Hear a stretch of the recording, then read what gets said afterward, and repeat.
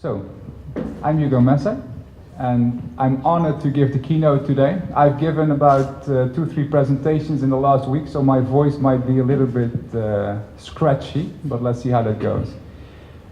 I think this is a very good example of enterprise mobility because I made my presentation yesterday using Google Slides because I'm a fan of Google. I like free stuff. I sent the link this morning to Safil.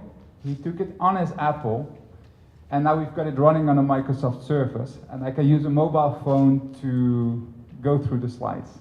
I don't know how I'm going to do it with two things on my hands, but let's see what happens. Today I want to talk a little bit about enterprise mobility and cloud, but mainly about innovation, because I think we could produce a lot of products, but they need to be useful products. So I will first tell a little bit about myself, so you have an idea of who I am. I'm maybe the black swan in the room here, because I'm the only foreigner. And then I will talk about innovation and give you some inspiration to start the day. I'll try to give as many ideas as possible in the 15 minutes that I have. So, about myself, I'm a Dutch. This is a picture of the Dutch landscape. I don't know if anybody has ever been in Holland, but we have a lot of windmills. The country is completely flat, and it's not like this everywhere, but this is a general picture people have of Holland. I did an MBA and I graduated in 2001 from Erasmus University in Rotterdam. After that, I created a first startup with a useless product. I thought it would work. We entered a business competition of Accenture. We won that competition among 200 people, so I thought, wow, that's a good start of my startup career. And we spent about 1.5 years on that, and then I ran out of money. I had to get a job, which I didn't like to do, and I stopped that startup. So in 2004, I made a trip to India because my sister was doing a traineeship in Mumbai. So this is me lying in the desert in Rajasthan thinking about my future because I ran out of money and I needed to do something else. The dream that I got was to start something in India because I really fell in love with your country and I thought I need to start a business that brings me back here time and again. So I decided in 2005 to start Bridge Global, a traditional software outsourcing firm. Initially, I started with companies in Ukraine because I thought it would be easier to have people nearby. And I took projects from clients in Holland and outsourced that to companies in Eastern Europe. Then in 2008, I came with my family to Kerala. So this is me wearing mundu, my wife in a sari, and my 2 kids of 10 months old on a wedding of one of our colleagues at that time. I lived here for 1 year to set up the office, and I went back for a year to Holland, and then I came back again. So in 2008, we started our Indian office, and we still have a branch office in Balarivatam here in Kochi. Last year, I started Equipa, and Equipa is basically a platform version of the traditional software service model. So we tried to create something like the Travelocity for software service firms, or a big version of Upwork, where it's not about small projects, about freelancers, but about larger projects for enterprises. The platform is basically a way for software service firms in Kerala or anywhere else to create a profile of their company, and you can create teams, and those teams are groups of people, so you can make individual profiles, and then you can create projects in that same team profile, which you can get reviewed by clients. So that with that profile, you can go to clients in the US or in Europe or wherever they are to show that you're a reliable company, and then that they have to choose you. As a second step of Equipa, we started the online academy, so Equipa Academy. This is both a real-life academy, so we did a training 2 days back in Trivandrum in Technopark, and we did a conference last week on the other side of the road in Crown Plaza. And this is all about educating companies, and we start with Kerala because here I have most feeling with people, to help companies, software service firms, but also software product firms or companies that create a product for the West, to follow a certain path. So the path has 4 steps. It starts with marketing and sales. So how do you sell cross-culturally? If you decide that your clients are in Europe or in the US, how are you going to reach out to them? What kind of emails can you send, and how can you get into their full inbox, which is filled up with other emails from Indian companies? And then the next step is about culture and communication. So how do you communicate across cultures? Once you have a client, how do you make sure that you understand each other? The third step is about value creation, or your value proposition and strategy. So how do you create a business model or a service model that works for the clients you're trying to reach out to? So this has a business model canvas as the central thing. And then the fourth step is about delivery. So this is specifically for software service firms. How do you make sure that once you get a client, you keep delivering quality to them? And we have a canvas, a distributed team canvas, to make sure that your team aligns with your client. So that's the whole program. So we do it as live workshops. We also have an online academy. So it's not live yet, but in a couple of weeks we're going to put videos. These guys have actually recorded our videos last week. So we're going to put them online, and then you can actually follow the courses that we have in a basic version with only video. Then there is a premium offering where you can also get feedback, so you get exercises for your team. You can do that internally and then receive feedback from our experts. And then the third one is a coaching thing. So that's about what I do, and I think it's maybe a bit of self-promotion, but at the same time I really believe that this can help, because I think if your clients are in the West, it helps to get into their minds to understand from somebody like me who actually lives in Holland, or can tell you about Europe, because it helps. I had just had a discussion before the presentation about how do people, if you create a product here, how do you get into the skin of the client in the West? And that's a challenge, because if you develop a product over here in a sort of vacuum, it's very hard to understand the real needs of a client in the West. So I think it helps to get any education. Of course, the best situation is, we just had this discussion to, for example, enroll in an incubator or an accelerator in Europe or in the US, because then you get access to clients, to capital, to mentoring in the target audience that you try to reach out to. But I think this is also a good solution. So a little bit about innovation. Let me take some water first. I usually don't put much reading materials on my slides, but I believe that this is an important one. My own conviction is that us, like human beings in general, but I think technology companies like ours specifically, have a tendency to create stuff that actually nobody really needs. And they do this because they want to earn money to buy stuff you don't really need. And this may sound a little bit black and white, but I think this is the core problem of innovation. What I'm holding in my hands now is actually a very useful product, because we're giving this presentation now, and there is a real application of this.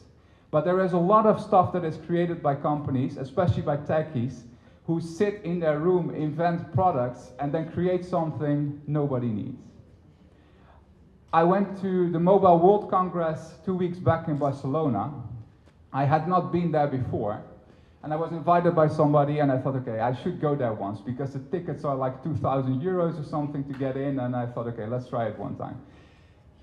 It's a huge exhibition with 9 or 10 halls, where people exhibit products. Like Tata had a booth that was still a small one, but then you have Microsoft, you have Nokia, everybody has huge booths full of tools, gimmicks, stuff, and I walked around there and I thought, what is this? Why do we walk around in such a huge exhibition that costs exhibitors millions of dollars to get a booth, and then they have maybe this device, Microsoft had a huge booth, and then they put 100 of them. And I think, why do we need this? So my thought was, we can throw away 95% of the stuff that is shown on such exhibition. And I think this is true for outside the exhibition as well. 95% of the products, maybe it's 96%, I don't know, that's my own conviction, but a lot of stuff that we create is not really used by people, or it's not even useful for people. I also thought, what is the value of enterprise mobility? I think this example that we have here today is one such application, but I think it's not about the tools and the software and all the stuff that we create, but I think the value is in changing our work habits. It's about me being able to create a presentation in India because I brought my laptop and I can create it in Google Slides and then I can share it with software. And this seems like a small thing because we're already used to this, but 5 or 10 years back that was not possible. And I would come here with a laptop and I could not play my presentation. This happened often, and now it doesn't happen anymore. So that's valuable innovation, I believe. And I think eventually the core thing that with enterprise mobility we're trying to create is to get people out of the office. Because the office is an invention of the factory life. I read in about this. An office was created because we had factories in the past.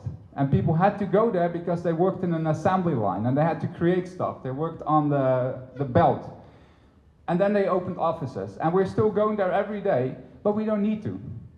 And I think this is the true human innovation about enterprise mobility.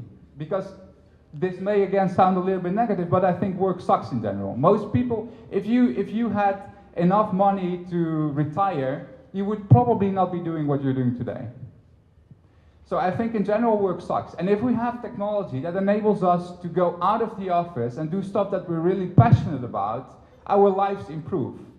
And with that, technology improves our life at the core. Not a small innovation that is useless, but something that is truly human. So, how do we go about creating useful technology? Let's do some thinking.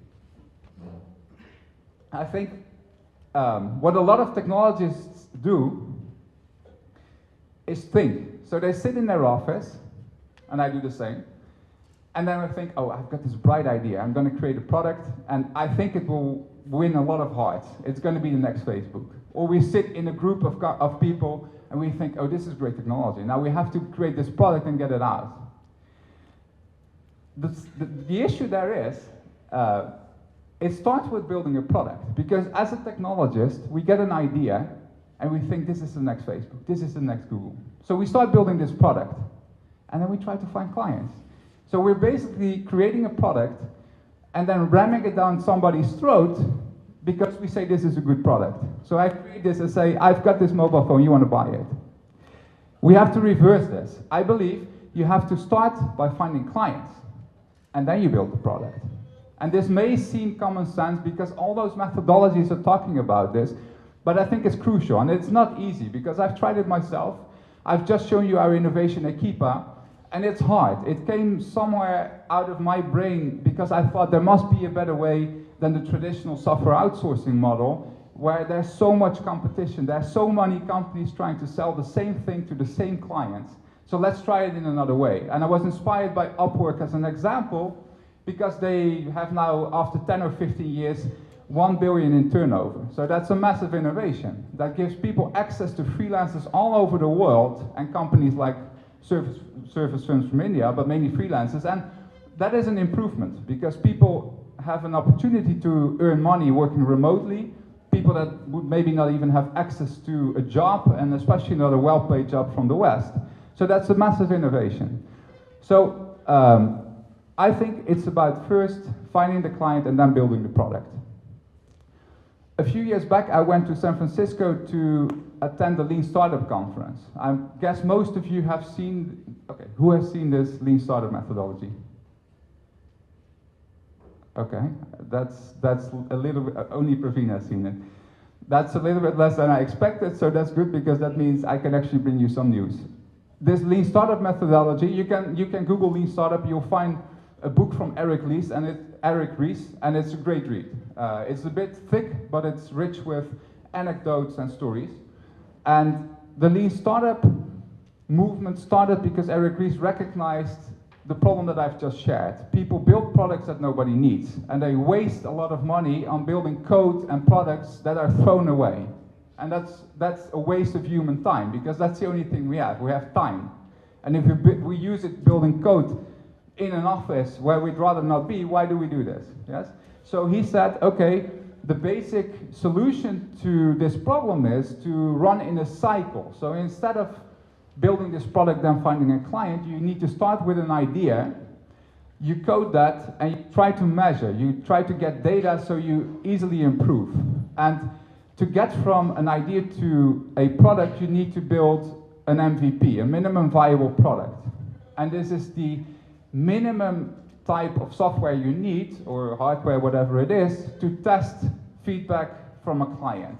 So you need something very simple It can be a landing page only with a form. It can be, you know, a dummy of a mobile phone that you glued together of cardboard, whatever it is.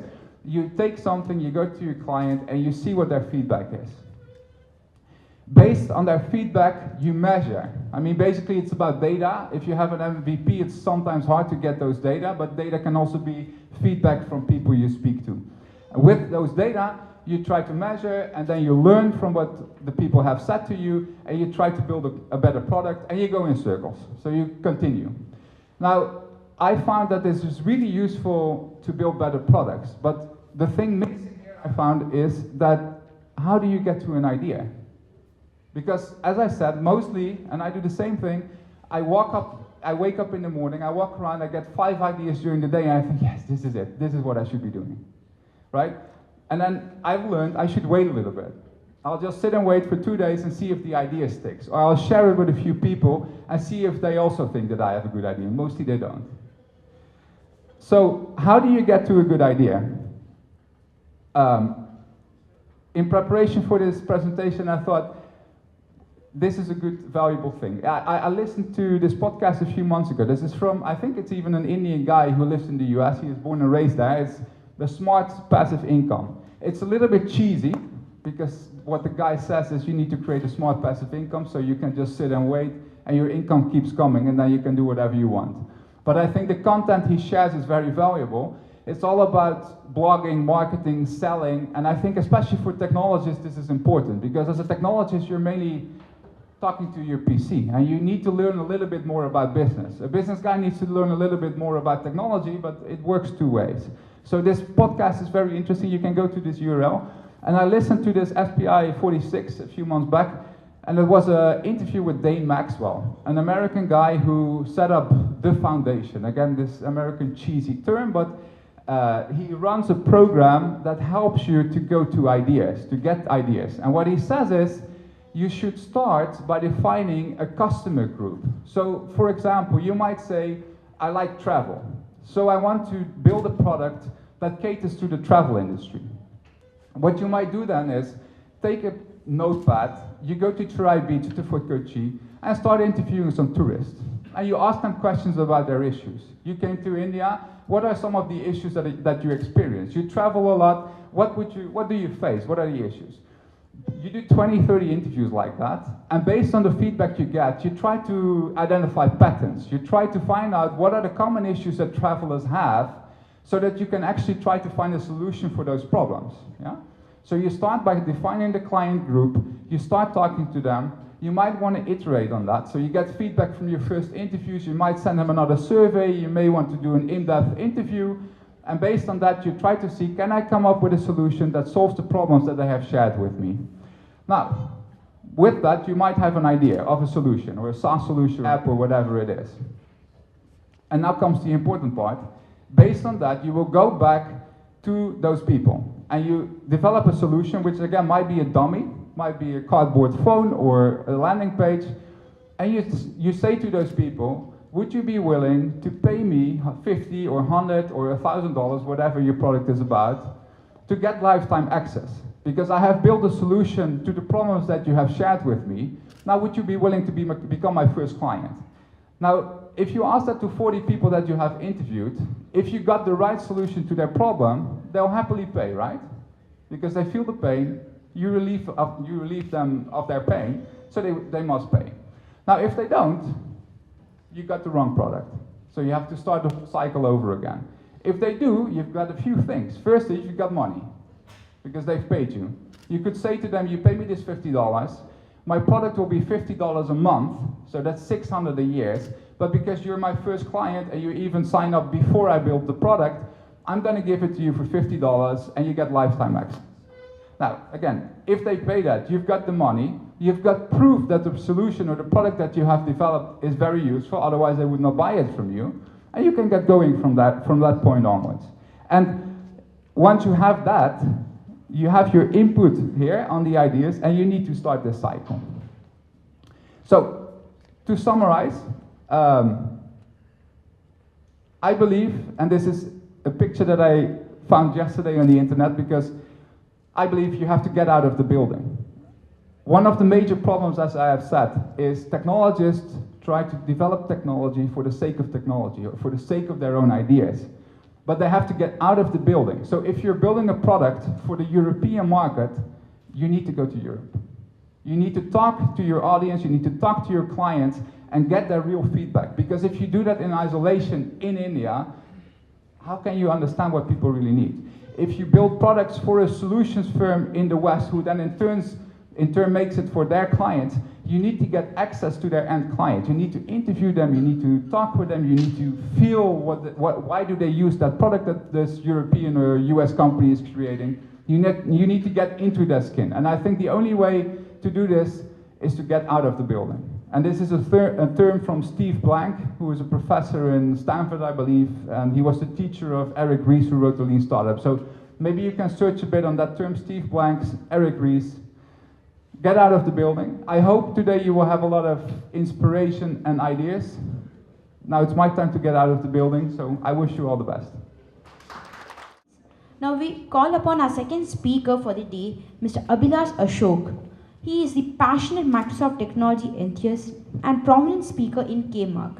He has received many awards for building scalable and pluggable JavaScript web framework for Align product.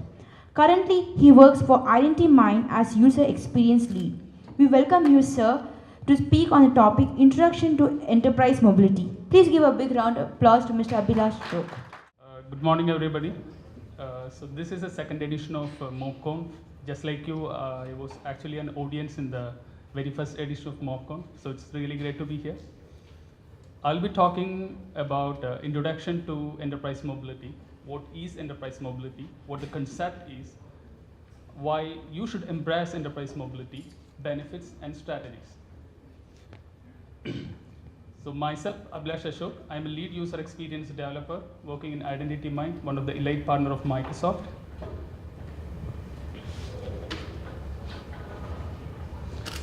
So I'll be covering a high-level overview of enterprise mobility. Before we get started, let's have a look at what was happening in the past 15 years. We got to office, we do our work, our major productive device was desktops, and our entire productivity revolves around desktop. Things have changed after that. Then came laptops. Our life started becoming mobile, which means you can work from anywhere, literally. You can work from your home, work while traveling, work from restaurants, or from anywhere. At the same time, we also check emails from our smartphones. But recent time, we have seen a major revolution in mobile industry. Mobility has gone beyond out of our control.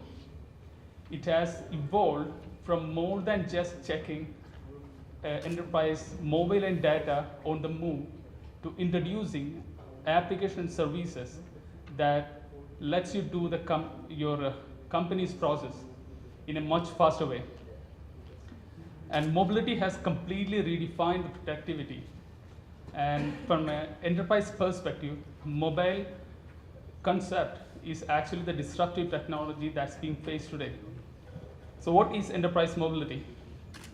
It is actually a shift in work habits with more employees working outside the office and using their mobile devices and cloud services to do their business tasks. To capture some of the scenarios, you can check your sales report on the fly. Let's say to check that you launch your app, go to the reporting section and you can see the sales report. Another scenario, you can prepare a presentation on the fly. You are in a business meeting and the client asks you to send the project proposal on the fly. You open your Office app and you prepare the prepare the project proposal. Another scenario, you can track your courier packages on your mobile device in real time. And there are more scenarios you can add.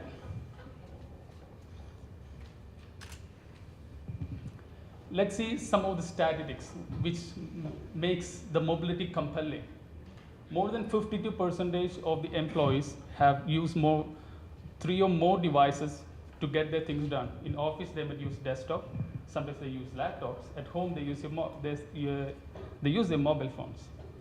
And 90% of enterprise, by the time in 2017, will be using more than 2 or more operating systems, mobile operating systems, mainly iOS, Android is in the mainstream, and Windows 10 is slowly pushing forward, so there's a chance out there.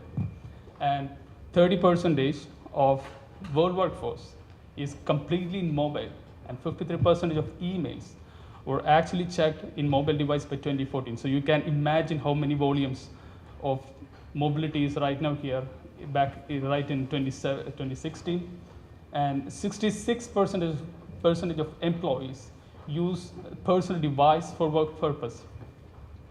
Along with this, we also have security threats, like people will be mixing devices. Sometimes we use the corporate device to do our personal activities. We check our Facebook, we access the Dropbox, we do a lot of things. And sometimes we use the personal device itself to do office stuff. Sometimes we check our office mails from our personal devices. So those kind of security scenarios are always there.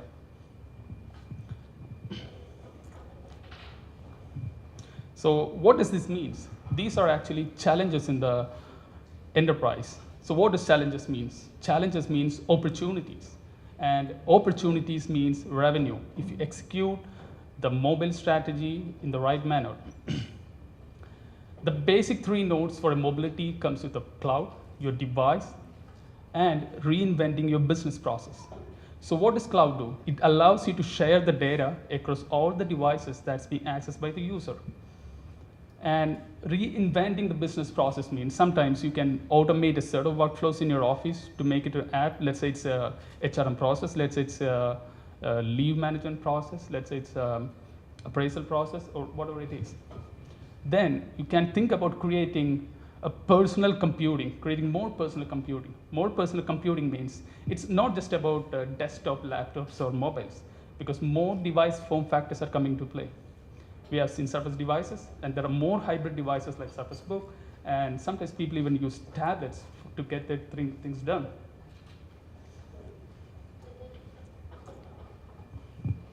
So some key benefits of using enterprise mobility is your employee will be always on and will have increased collaboration, efficiency, and productivity anywhere. At the same time, you have improved service quality and service experience. This also means that you have an enhanced return of investment and reduce total cost of ownership, which means in the past days, companies will be delivering you laptops. Now things have changed. We have slowly moving towards BYOD, though the concept is not entirely here. BYOD means you can bring your devices to corporates so that corporates don't need to invest on that particular device.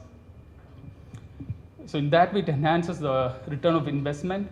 Then your enterprise strategy will be completely device agnostic, because you will be concentrating mainly on the services and your apps. You can completely forget about what device the employees are using. So some key strategies to do your enterprise mobility in the right manner. First thing, you need to know your infrastructure. You need to decide between companies' devices versus BYOD, bring your own device.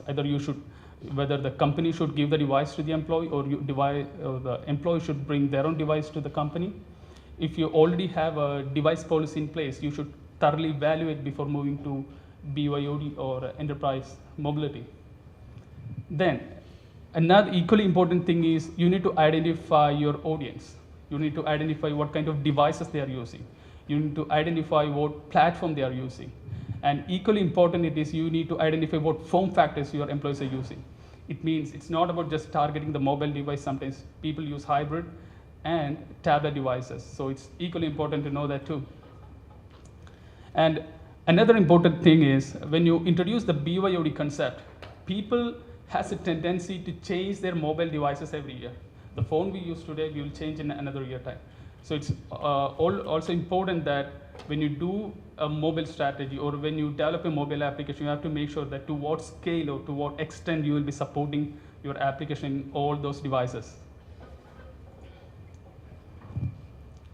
Then, second thing, once you're clear with the infrastructure, next you need to identify the business functions. Business functions means there will be a lot of business process happening in your company. So you need to identify and streamline which section you need to put that to mobility to make your employees more productive. Once that is ready, you need to prioritize what are business process that needs to be made mobile. And then you need to calculate the return of investment. Return of investment means you will be investing a huge lot of money to create the application to make your business process mobile, and you need to compare that with what benefit or what revenue you will get when an employee start using their own these apps in their own devices. That's another key thing. And some scenarios that you can really move to mobilizing is like workflows, reporting, approvals, or HRMS, human resource management systems. So that's all about the decision part. The next thing is you need to target what kind of application you need to develop, whether it should be web, whether it should be hybrid, whether it should be a native. If you're going with native, you have a best user experience. You can push your app to the App Store, and you will get access to all devices and sensors. But at the same time, you won't be able to reuse your code base to other different platforms. If you go to web, what you need to do is to make your website mobile compatible so that it runs in a browser, so it can be accessed in any platform, no limitation. Yes, of course, there is a limitation like you cannot access device sensors, but it makes sure that your code is everywhere in all platforms. But it has a very bad user experience. So another approach is hybrid approach. It's like taking the best of web and taking the best of native. You wrap your web application in a native browser shell and upload it to the store. You get access to the device sensors, and yeah, you can upload that to the App Store itself. Then you have your apps ready. Now you need to sync the data across all the devices. For that, you need to target a cloud platform for sharing the data, whether you should go with the Amazon AWS or whether you should go with the Google Cloud or with Azure Cloud. And another important factor is you need to consider the time for development versus cost for development. Because if you're going for completely native development, you will have a cost will be high and time will be high. And the hybrid gives you somewhat a mixed time, best of time and cost, but that purely depends upon what all workflows and what all functionalities you want to mobilize it.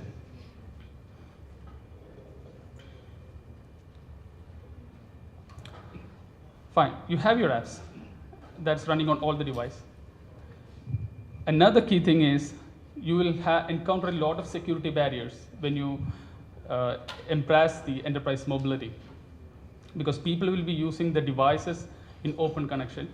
There can be password theft from a middle person, and sometimes people will be forwarding mail to unauthorized recipients. I'm not sure how many people have checked that in Microsoft Exchange you can prevent a user from forwarding a mail to another recipient. There are a few settings like that, and there are scenarios where a device is lost and a device is stolen. So you need some mechanism, or your mobile strategy should support a mechanism where you can track down the lost device. And if device is not able to retrieve, you should be able to wipe out the data from the device completely from the remote. So all this comes under your mobile strategy.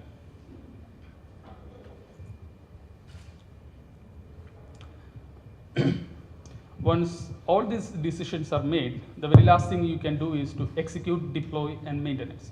You can execute your mobile strategy, start the development, deploy the application, but at the same time, you also need to make sure that you have a robust integration and middleware layer.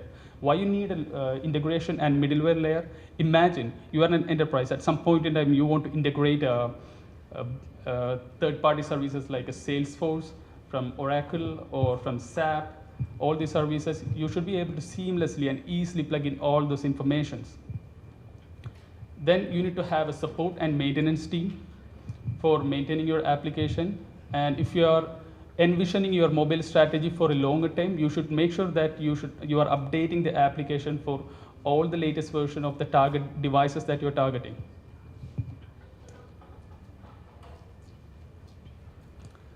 So now you have the strategies, you have the apps ready. So where should you deploy? And major platform providers like Apple, Google, and Windows are providing their own enterprise program where you can upload your applications. So Apple has a program called Enterprise Program, and Google has program Google Play Private Channel, and Windows has Windows Store for Business. So what does these programs help? These programs allows you to open an app store exclusively for your enterprise. So in our smartphones, what we do go to a global market where everyone has access.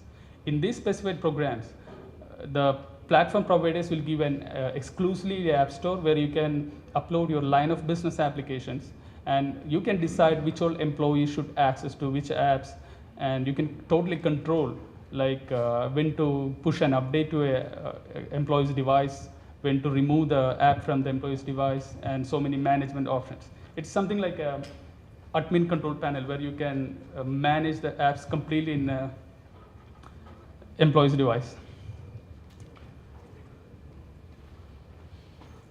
So that was all about my presentation. In a nutshell, a very high level overview of what an enterprise mobility, and thank you very much for your time.